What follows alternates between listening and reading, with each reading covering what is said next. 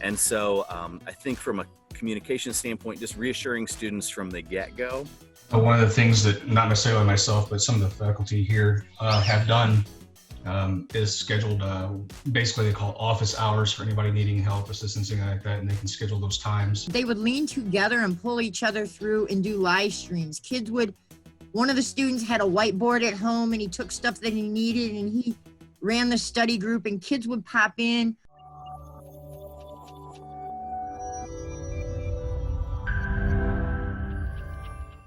All right, good deal.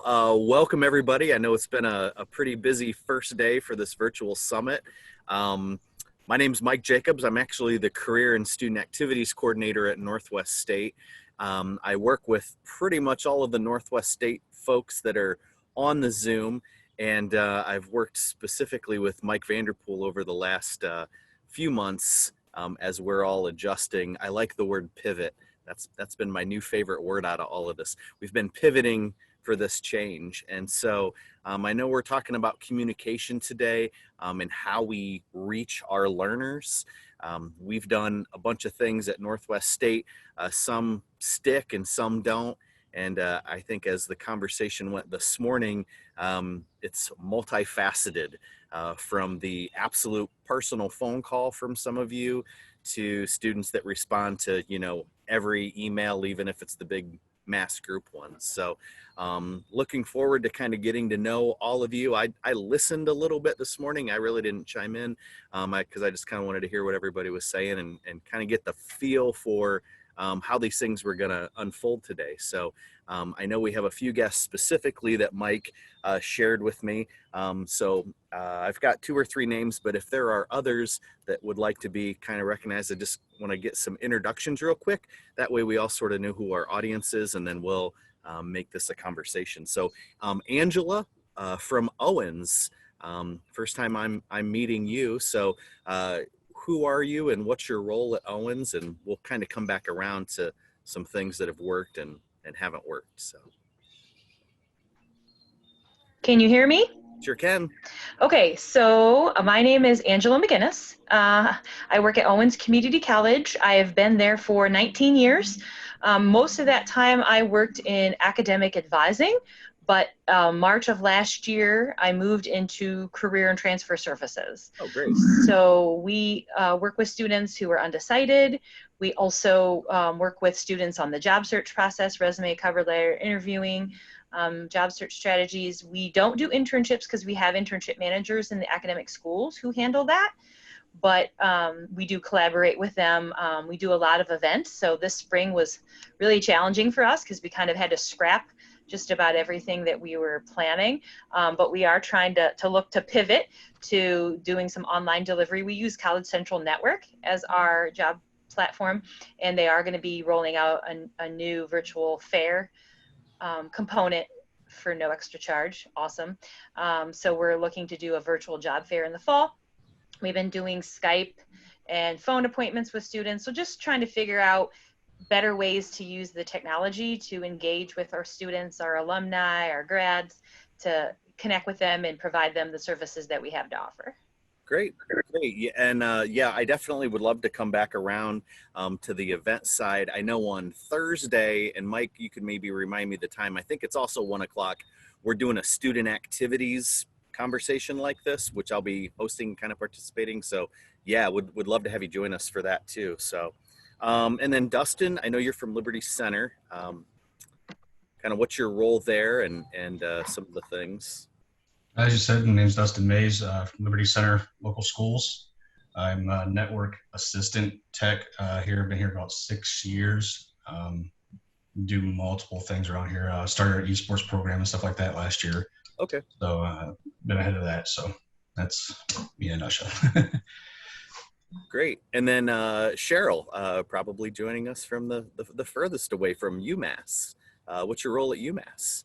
Hi, I'm a clinical faculty, a contracted clinical faculty. Okay.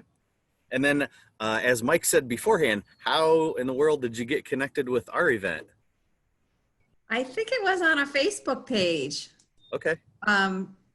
Transforming Education or I found a couple new Facebook sites for educators. Okay, great, great. So there are definitely a lot of names that I don't recognize. Mike? I just yes, sir. Mike, we also have Lisa Schaller and Amy Dries on the panel today as well. Perfect. Lisa, go ahead and if you could introduce yourself and where you're from, please. Good afternoon. I am Lisa Schaller. I am a faculty at Bowling Green State University in occupationals, construction management.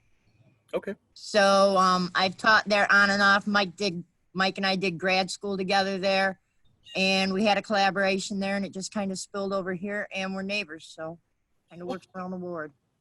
Good, good. I'm sure that's a noisy backyard. And Amy Dries, if you want to introduce yourself to all our guests, please. Hi, I'm Amy Dries. I'm the Composition and Literacy faculty at Northwest State Community College. That means if you have trouble reading and writing, you get to spend time with me. The first time I taught online was 1992, and I had to issue my students browsers on 3.5-inch floppy disks because most of them didn't own them already. So I've been doing this one for a while. I guess that's about everything important. I think, Amy, though, that's an important point, though, because that was right at the beginning, correct?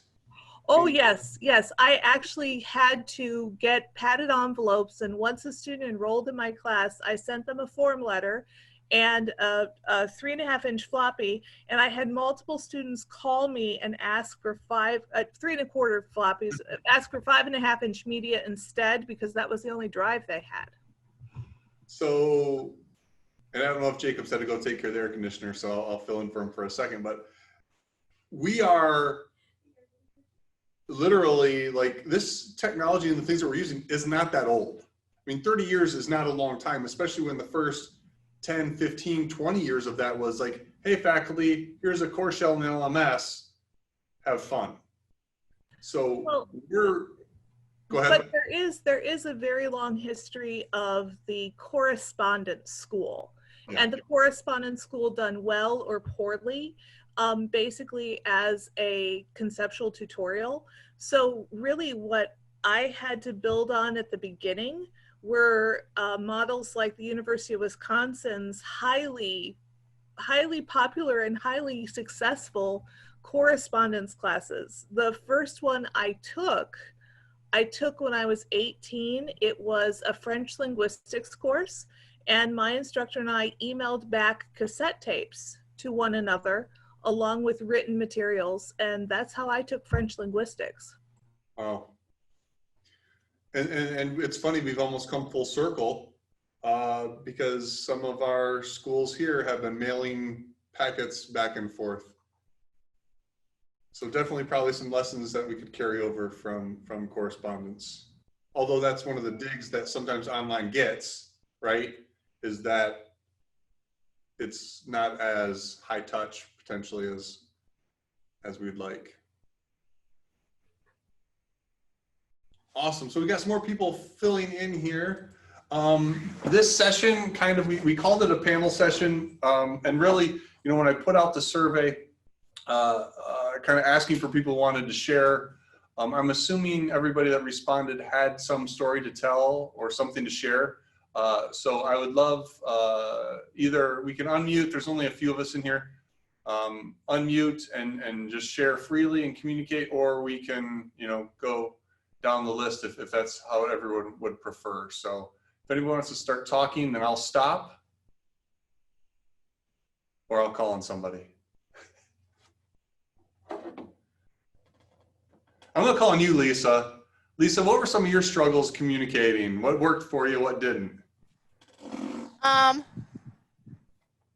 Just a little background. My class is I have 90 students at the minimum, 100 at the max.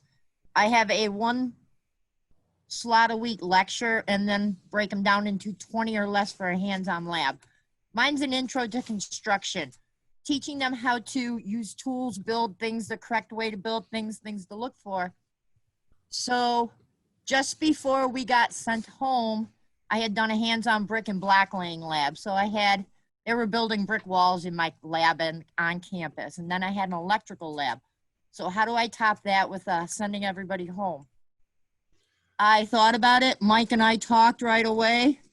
And I came up with the idea of live streaming on a Facebook private page off of my shop and doing the hands-on and letting the students watch. It worked out really well. Most of the kids are social media proficient. The nice thing about that is they could watch the live stream. It was still able to be watched at a later date if they had to work, take care of their parents, help raise kids, all the other kind of things you don't think about. But they could also turn in on their phone and didn't have to have a computer. Then they could review it and go back to it later on and understand things on that. The problem is I had to have somebody manning that to answer the questions on a live stream. So I enlisted my 11-year-old to run the social media while I live streamed from that. The good side, everything was safe and secure, and I had to keep it on a private Facebook page. Nobody else could get in or out. And the thing that's interesting there is that you were fortunate enough that you had all that stuff at home. Correct. To be able to do it, right? So you're probably a little bit different than some of our nursing faculty. Correct. Who, how do you do any of that remote delivery of how to do things without having access to the lab and a camera crew, right? I mean, that's legitimately what we're talking about having for some of these lab demos. Right, you had to have somebody special on the side. And like I said, thank God I had Kirsten at home that could run things.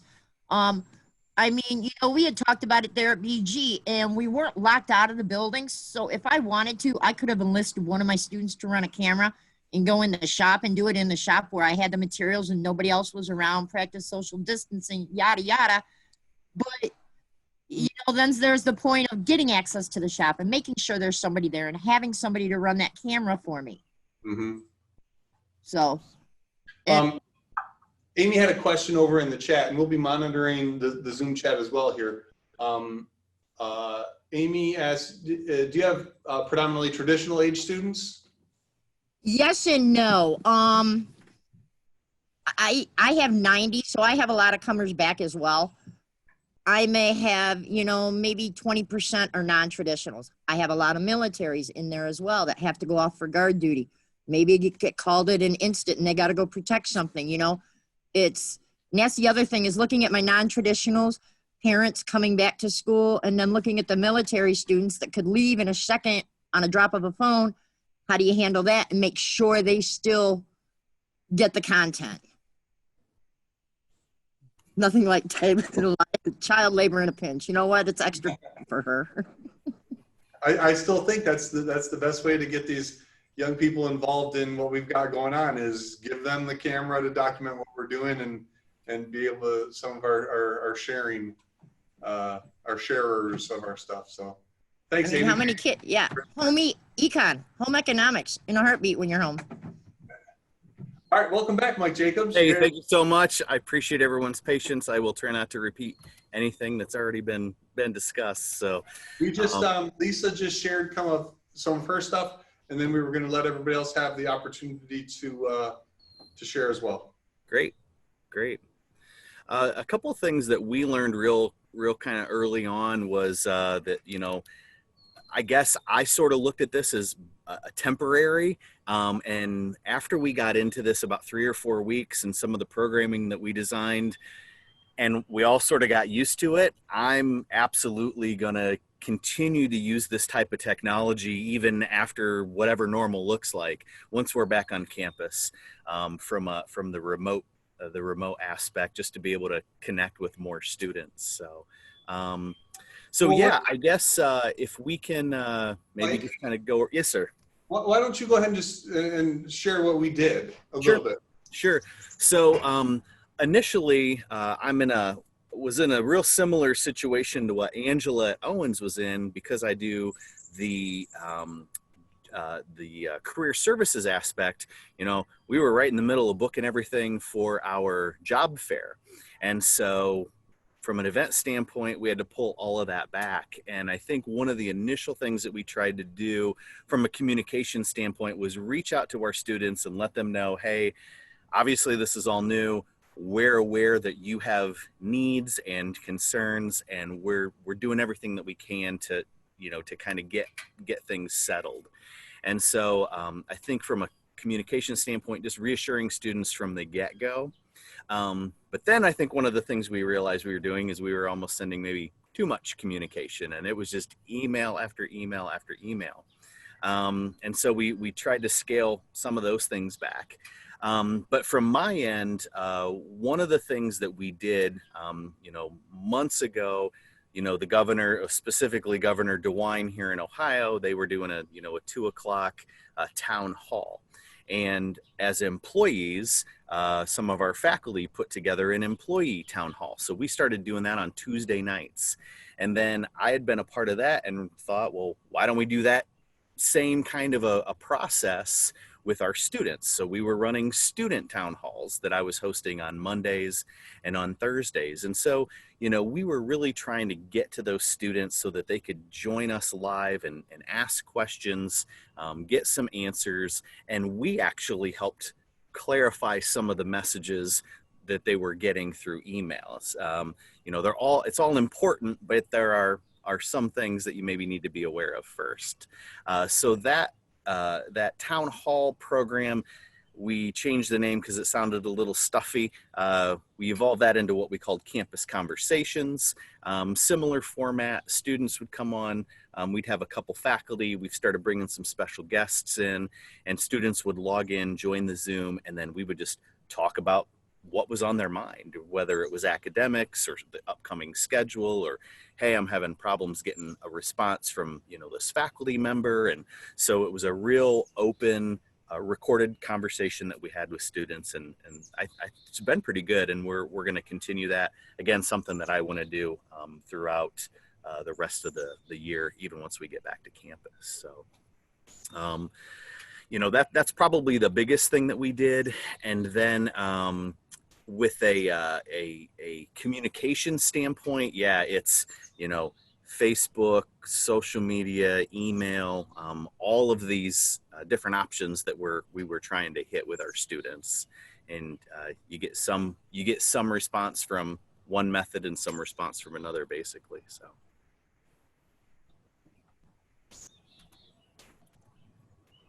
Sorry, I saw some stuff here in the chat. Wasn't sure if there were any questions.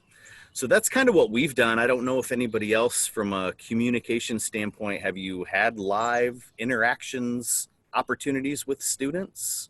Have you tried to create that? And no, on my side, I would do a live stream every other week, and then I have my 90 students broken down into 5 labs, groups of 20, and I'd split them up into groups of 4 and have a 10-20-minute Zoom every other week.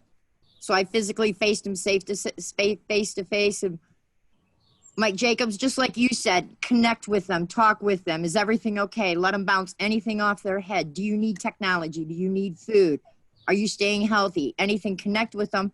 Make them feel more inclusive and included in it, and explain any of the situations coming down. And I got a better feedback that way. Yeah, it was nice. One of the observations that I made was, so normally when we do our on-campus student activities, we have a big, I guess you'd call it a big event once a month. But even the smaller things, we would typically run between 11 and 1 on like Wednesdays, because we knew that's when we had the highest number of students on campus. 11 to 1 was kind of over the lunch hour. And it was fine, but we also realized we were missing a massive, majority of our students. And it's like, well, how do you do an evening one when you might only get 2 people, et cetera? So having this format, having some of the asynchronous options where the conversations are recorded and then students can watch them on their own time, maybe see what that content looks like, and then, build up a little bit of bravery to log in and put themselves out there live where they can ask questions.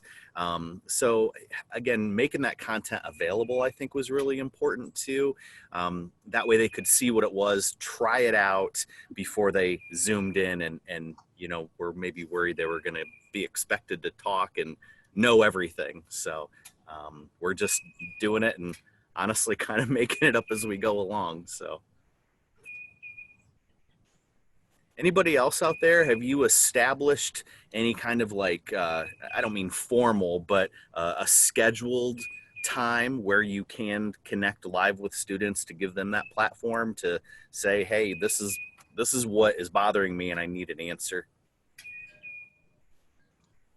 One of the things that not necessarily myself, but some of the faculty here have done is scheduled, basically they call office hours for anybody needing help, assistance, things like that, and they can schedule those times to have a one-on-one with people, with their faculty members and stuff like that. So it was one thing that we did. Yeah, same. I extended my office hours and kind of did them all through Zoom instead of face-to-face. I had a 9 o'clock and a 1 o'clock office hour every day for the semester. And it was sort of a hit or miss business. The students who came, I spent a lot more time with them than I would normally in a face-to-face. The record was I cut somebody off at 3 hours saying that they probably needed to do something else with their brains for a little while. But generally they were between 45 and 60 minutes, but they were really productive. The problem is the students who I got into the office hour came regularly. The students who I couldn't get into an office hour for love or for money and needed to be there, I couldn't get in there no matter what.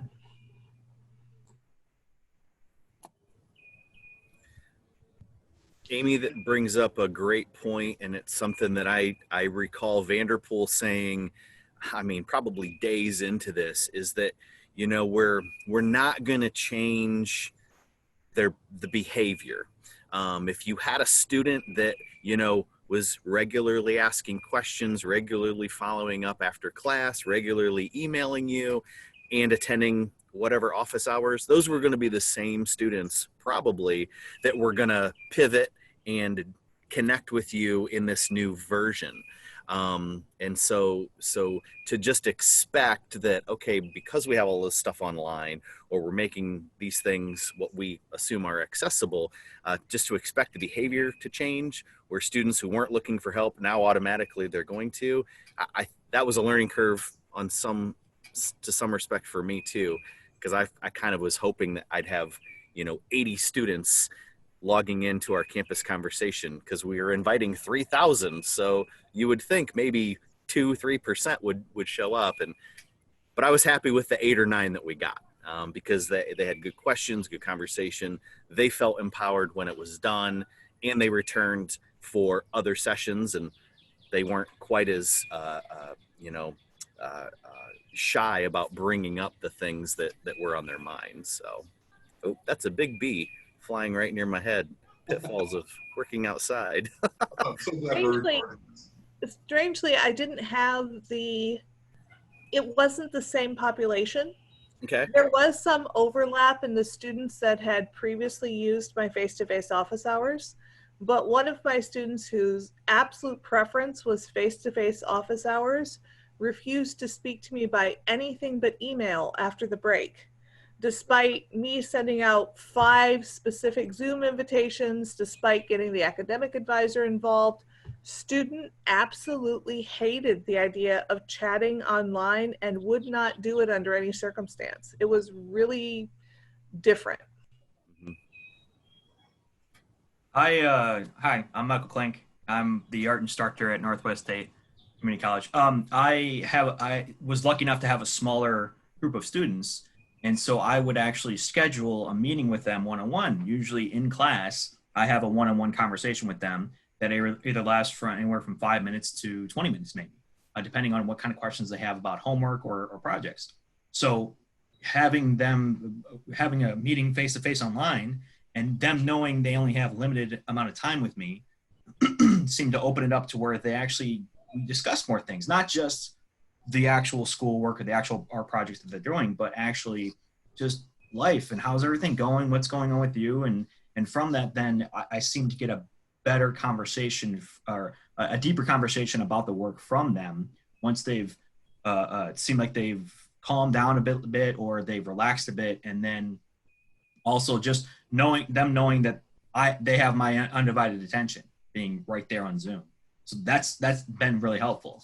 And then also having a Slack channel where they can post projects in real time, and then post any questions like you guys were talking about earlier in the day about any questions they had, they put it to the class. And so then they can also kind of chat back and forth and joke around, which was really nice to have that camaraderie that usually happens in the studio happen online. So that was really helpful. Mike, did you find that students had the supplies they needed for the studio classes? Did you have to mail them things? How did that work for you? Yeah, they didn't have anything. I had to set up a time when the school was still kind of open to have students come in.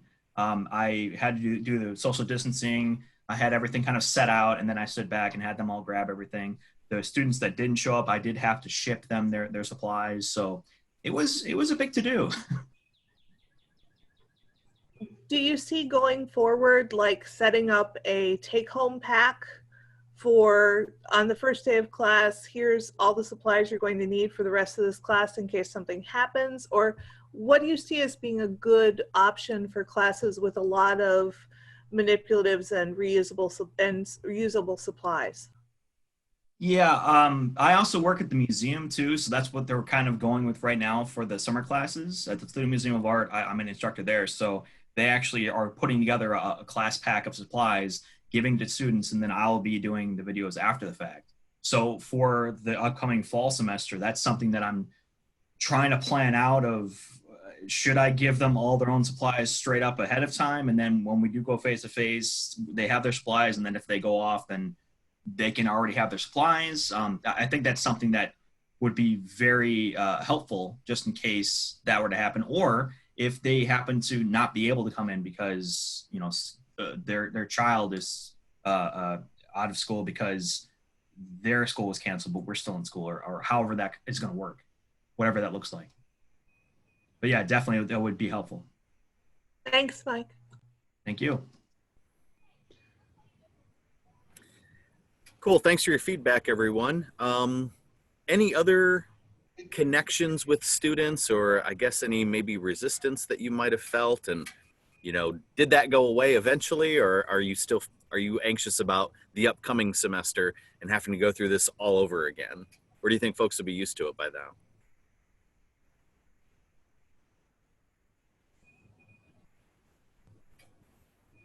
Hey, Jacobs. Go for it. Well, I think, you know, one of the things that I heard from students and have experienced in the past with remote instruction, with asynchronous remote instruction, right, where people aren't necessarily bound by time to be someplace, is that lack of motivation for getting out of bed. Because one, I stayed up too late playing video games and I don't have to show up to class that day. One of the things that, you know, we talked about and didn't fully implement, but an idea that we tested a little bit, was that idea of a student luncheon, just as a way to give students a reason to collaborate, get out of bed and get cleaned up a little bit to attack the day. I mean, it's something you and I incorporated in our coffee talk thing in the morning, just as a way to establish some sort of normalcy and process for the day. That might be something others could carry forward should we go back to full remote. Yeah. And you know, it's funny that you bring that up. I completely forgot to bring up our coffee talks because it's just part of my normal day now. But early on, that was the first thing that I would tell people who asked me, what's it like working remote? And one of my things was, boy, we had this good idea early on. Me and this guy that I work with, Mike Vanderpool, which, by the way, you have to be named Michael if you're going to work at Northwest State, for those of you who didn't know that. Our president's Michael Klink. Brad's middle name is probably Michael. But anyways, so one of the things that Vanderpool and I did every day at 8:30, we have a Zoom set up. And initially, we had other people that joined us. And just like we would when we were on campus around 8:30, we'd usually be in one or the other's offices, drink a cup of coffee, kind of get caught up, set up what the day is going to look like, or new ideas, things like that. So we've continued that, and Vanderpool and I connect almost every morning at 8:30. It's a reason to get up, take a shower. I finally got my hair cut. We've seen each other at our worst, I think. Well, So I guess if you haven't done that from a routine standpoint, maybe consider that as you are planning for the fall semester. It's a great idea for the student activity side of me to maybe do the lunches. Our HR department at Northwest State started that, I think, a few weeks ago, and we're doing kind of, self-care lunches where it's a Zoom meeting, noon on Thursdays, and you're just invited to Zoom in and chit chat with coworkers. So our director of HR picks out everybody and makes you talk. Yeah, she does. She does. So, and then I saw some questions coming in about the technology. Now I'm just gonna tell you anecdotally some stuff.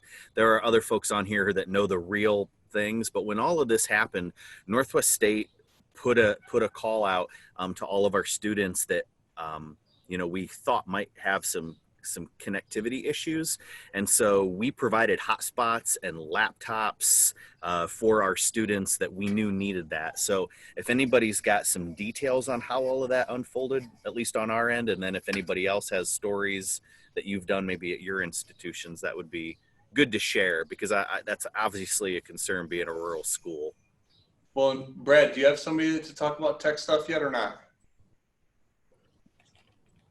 Yeah, I don't see them on yet, but we have some of our local providers like MeadowLink have done a fantastic job with these remote hotspots in our communities. They've got one in Bryan, they've got one in Ottawa. But yeah, just trying to get that technology to the students so they can do the remote learning. Thanks, Brad. I don't know if anybody on our end knows how many laptops we passed out and how many hotspots we gave, but it was enough to have an impact, of course. Any other schools do any of that? Dustin, what did K-12? Alex, what did you guys do in K-12? You guys had a little bit bigger issue than the rest of us, I think. We handed pretty much everything. Everybody from 5th through 12th already gets a Chromebook to take home every night. Was it 1st through 4th has one designated, but they leave it in the classroom. And then kindergarten all uses iPads. So when all this hit, we actually issued out all of those devices that were to stay in classes, issued it out to them, had them sign a little form saying that, they wouldn't have insurance or anything like that, and make sure you take care of it, basically. And then as far as internet access, my boss, Trevor Hugg, was able to get a hold of some hotspots, and we handed those out through a drive-through service through our ag department. We went to the garage at the ag department and kind of handed them out, and they drove through. So it's kind of how we handled that. And yeah, you know what, Jacobs? Our population, would you say how many students do we have? 3,000, give or take? Yeah, that's about how many we had enrolled in the spring. Yeah. So when we sent out a survey right when this was happening, or right after this happened, asking our learners what technology they had. And of course, the results were somewhat skewed because it went through email. So if they didn't have access to email us, but anyway, we only gave out just over a dozen MiFis, or at least out a dozen MiFi internet hotspots. The results that came back from the survey was also I think it was only 1 or 2% of our learners didn't have real internet at home. But again, that is a population that we have to serve. So even if it was only 10 people, they needed that. So I think that's what's really important. Say Hilltop, in the Alverton and West Unity area, we were 50% had access, 50% did not. Out of 600 students, that's about 300 students. We are 1-to-1 third grade through 12th, but due to the quickness of deployment, we only felt comfortable sending devices 7th and up. So we did not send devices for 6th grade. We did run surveys to see what the access looked like, who had home devices. I know all districts in Ohio in general did a survey afterwards as well to kind of feed that information to the legislation about, what changes can we make, what funding can we make available in the future. But for a small community like Hilltop, we were 50% without connectivity. So we ended up sending home packets, paper packets through bus to families who didn't have connectivity. So As a parent in all this, in a rural school district as well, even though my kids and their friends were very well served technology wise, I mean, they've got a 1-to-1 program. They did a great job of making sure everybody had internet access and everything else. I ended up, after our semester ended, running a sort of a you will graduate this year boot camp for my kids' friends whose parents couldn't help them in certain subjects. So I ended up teaching 8th grade math this year, not because our math teacher is terrible or anything else, but because there were a whole bunch of kids who were home without their parents, and there's only one math teacher for 7th, 8th, and part of 9th grade. I think that the access question is bigger for K-12 in that it's not just physical assets, it's tutors and intellectual assets as well. I really think for K-12, that's the biggest change is going to be required, depending on how much things stay the same, is the amount of tutors that are going to be required, because the parents they don't have the training. They're trying to do their own things. I think finding ways to support with more tutors is probably part of the solution there, but I digress. Anybody else want to share something that you tried, something that worked, something that didn't work? Dan's showing his face. He must have something. Well, I know at North Central State, we ended up in a similar fashion. We're very similar to Northwest State, both in number of students and the rural area we sit in. I know we ended up passing out a large number of laptops and hotspots to those that were affected by that, just to make sure they were up to speed. And I know we actually at one point ran out and did have to resort in some of our classes to paper packets just to get them caught up until we could get more machines here to pass out. Great. Thanks for sharing, Dan. Yeah, for sure. I think one of the things too, when we think about, and again, this is going to get broader into probably what we talk about Wednesday and Thursday, but when I think about the students and the connectivity issue, some were using the space. I've had students in my lab for like 12 hours a day only because they don't have a space to work anywhere else.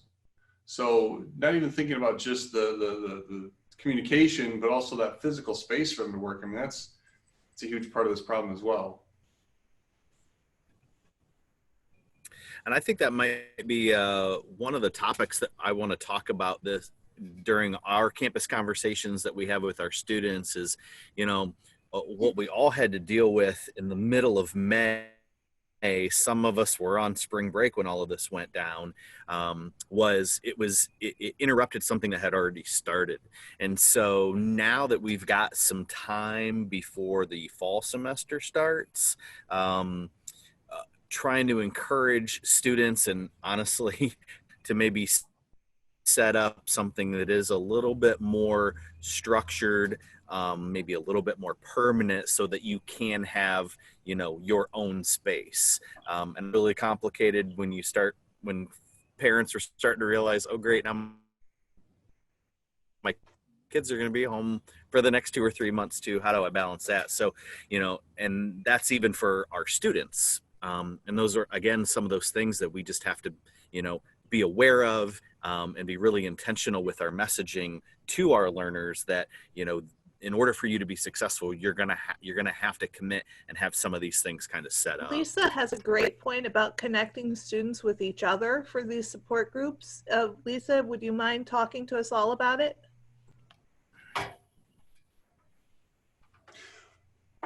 Sure. What my students did even before, when we start the semester out, I have a bunch of students that help each other through. We used to have a living community at BGSU in one of the dorms where the whole 4th floor would be construction management students. And they just wouldn't rely on each other for construction management. They go together for math because their construction math was hard. Their physics is hard, geology. They would lean together on each other and help each other through it. And then when they hit some of the higher protocol construction courses, you got surveying, you got structures, all these kind of other courses, they would lean together and pull each other through and do live streams. One of the students had a whiteboard at home and he took stuff that he needed and he ran the study group, and kids would pop in morning, noon, and night because he knew some had jobs. So it was students teaching students to help each other pull through this. And this is a really important point, right? Yep. Online learning, which remote learning, for all we want to call it, it was some variation of online. Online learning too much gets equated to I'm on an island learning, to the point where I've had students in my class, in my face-to-face class, sitting next to each other, taking this an online class together and not ever talking about that online class because they feel like they have to take it alone. They don't, you almost have to give them permission to meet in a study group or to do some of these things that we might take for granted in a face-to-face, because for whatever reason, the mindset is framed differently when you take an online class. So Lisa, if they take it upon themselves to do that, sweet, but for the rest of us, we may have to nudge and give permission, because I've had in Slack, hey, is it cool if we have a study group? I'm like, heck yeah, make it happen. But again, those thoughts sometimes have to be planted in their brains or permission given.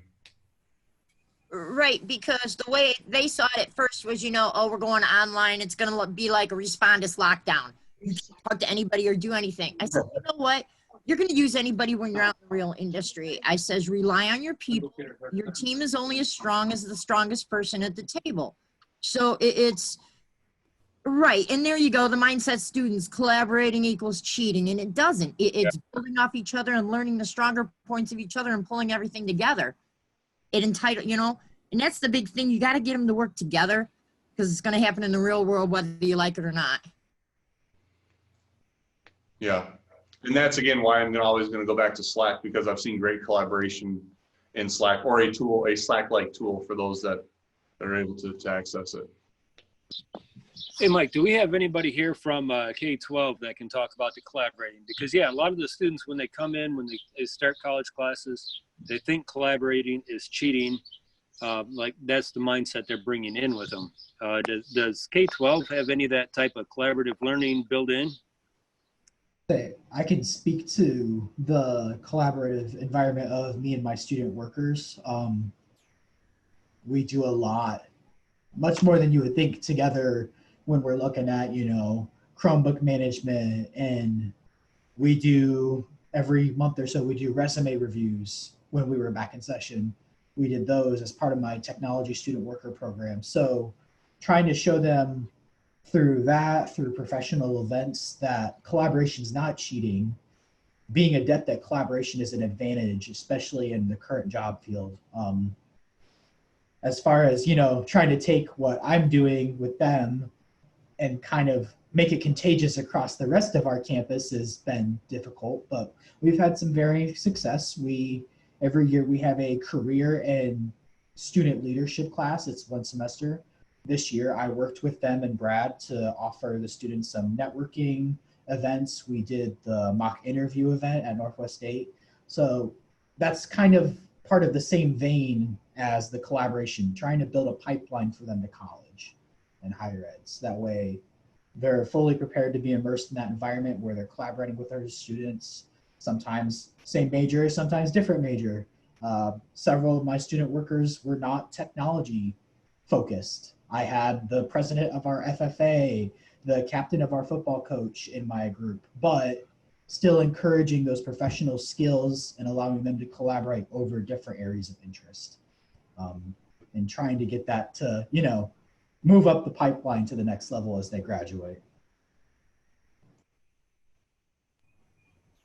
But I think it might really also equate to the perception of online being I'm by myself and I'm here alone and everything is asynchronously, versus reframing it to where, no, this is a collaborative endeavor. There are opportunities to meet synchronously, because at the end of the day, I think the synchronous group communication is probably, I mean, more pedagogically sound than one-on-one, one person sitting there thinking by themselves. So if we can find ways to facilitate that, even if it is small groups. I've even recommended to some faculty who aren't comfortable on camera delivering a lecture, maybe just do a Zoom call with 2 or 3 of your peers and have that conversation in front of about the lesson or whatever, to make it a little bit more comfortable and inviting and welcoming, and seeing that it's not just a one back and forth, it's actually group conversations, and maybe leading by example there, what students might be able to do in study groups. Also creating remote assignments that require some level of synchronicity and interaction could be the outcome. Yeah, group projects are tough, Lisa, you're right. But I don't know any job in the world that you don't really collaborate with people somehow, some way. Except maybe an IT director. I'm looking at you, Alex, if you can't tell. I don't know what square you're in your... I can tell. All right, sweet. Jacob, we got about 10 more minutes left if other people want to share. I mean, we kind of had an agenda, but I just like I think the sharing is the best part of all this. So maybe we've got a learner panel, right? The first thing Wednesday morning that we're going to hear from them. Does this group have any questions you want us to ask that learner panel regarding communication? That might be a good place to go. Because Jacob, you'll be leading that session as well, correct? Yep.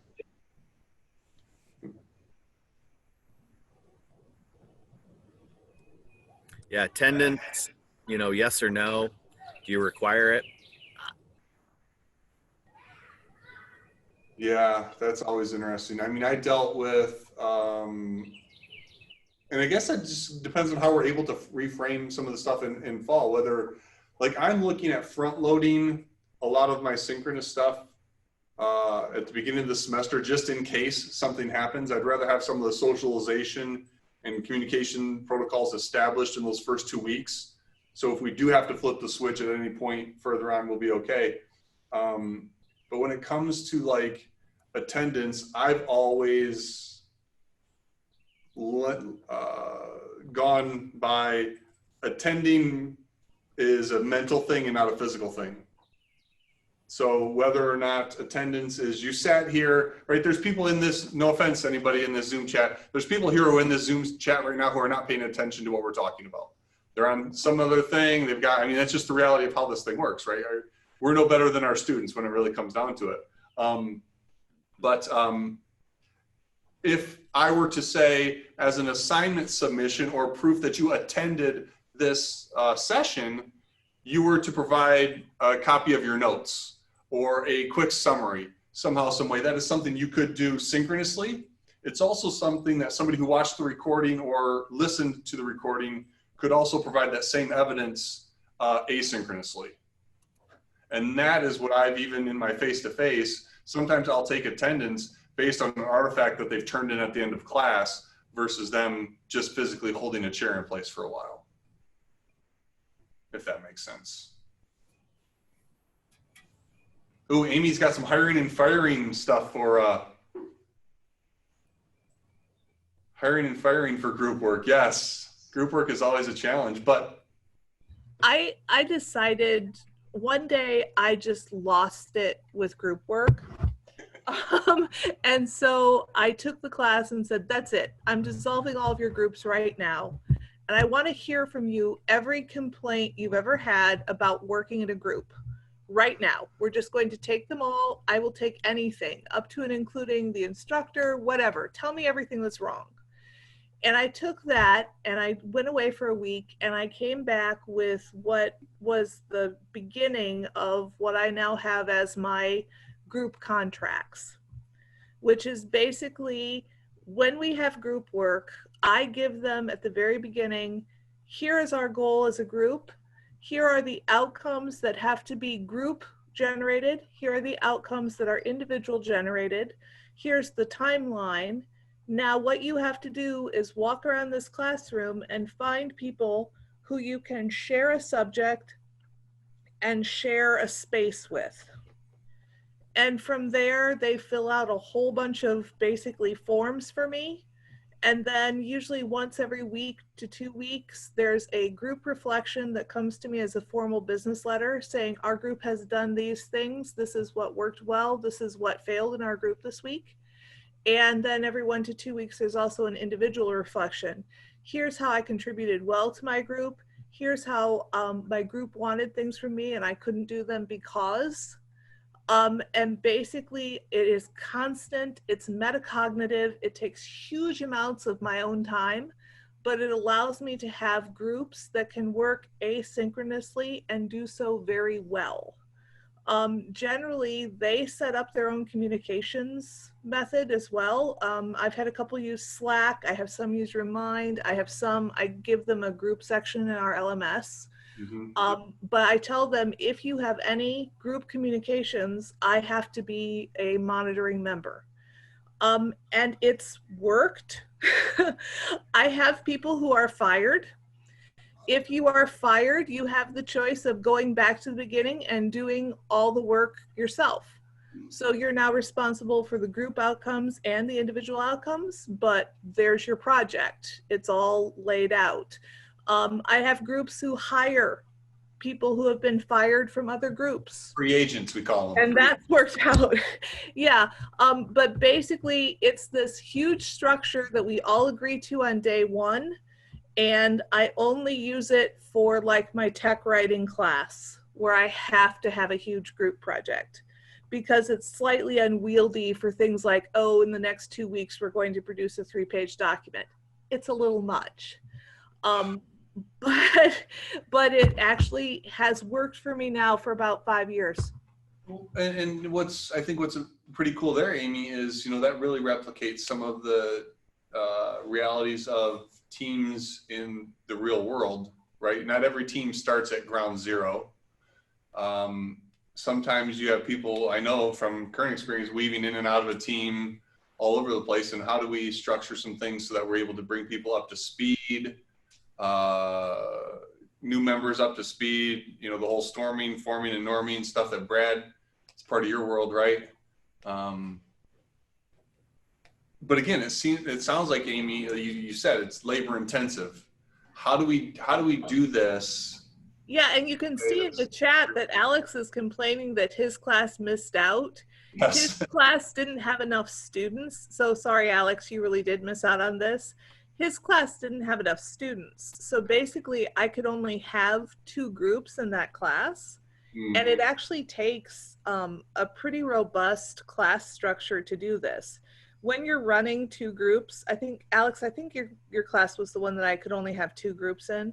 When you're running 2 groups, even if you build this big structure, it doesn't work because there's only one other group to hire you and the dynamics change drastically. So, it's not perfect. And like poor Alex, you had to do all the work, didn't you? We were Team Ron Burgundy, if you remember. Yes. I enjoyed Team Ron Burgundy to a great extent, but your class was too small to set up all the structures in it. You only got part of them. So sorry about that. Awesome. Well, we have about 2 minutes left. So again, we've got that learner panel coming up on Wednesday. So if anybody has any questions that you want us to ask the learner, you may not have them now, but we've got Slack and we've got email available. Please, please, please let us know, because we've got, how many learners do we have coming on Wednesday for the morning session? Hopefully 10-ish, I think will be a good number. And we're going to hopefully hear from them and be able to ask them specific questions about their experiences. So whether it's through communication and or other things, please feel free to share those questions with us, and we will make sure we ask them. Great. Well, thanks everybody for all your contributions today. Enjoyed getting to know some new faces, and I look forward to seeing you on other sessions throughout the week. Again, I'll be hosting a few upcoming on a Wednesday and also on Thursday, and I'll be part of the student activity one Thursday afternoon at 1 o'clock to share a couple other things that we're trying out right now and things that we might launch in the fall. So I think we're good to go, Mike. Yeah, the next session is actually Eric Ward and I podcasting. So if you want to watch and listen or contribute to a podcast, please feel free. We're going to record it and then share it out through our podcast that we've got up. So really just going to try to summarize the day, kind of, pontificate a little bit probably. Same old. But thank you everybody today. It's been an awesome, huge success. I know we probably opened up more cans of worms than problems we actually solved, but thank you everybody. I think this is a huge step forward for us, just starting to communicate and let everybody know who's kind of in the room and who's willing to make stuff happen as we move forward. So thank you everybody. Appreciate your time. There will be another link. There'll be a different Zoom room tomorrow, so that will come through email. You will see that tomorrow morning about 8 o'clock. And I guess we'll see you then. Tomorrow is all about data. Data is a big part of this, so tomorrow is all about Wednesday. Yeah, thanks, Mike. See you guys. Take care, everybody.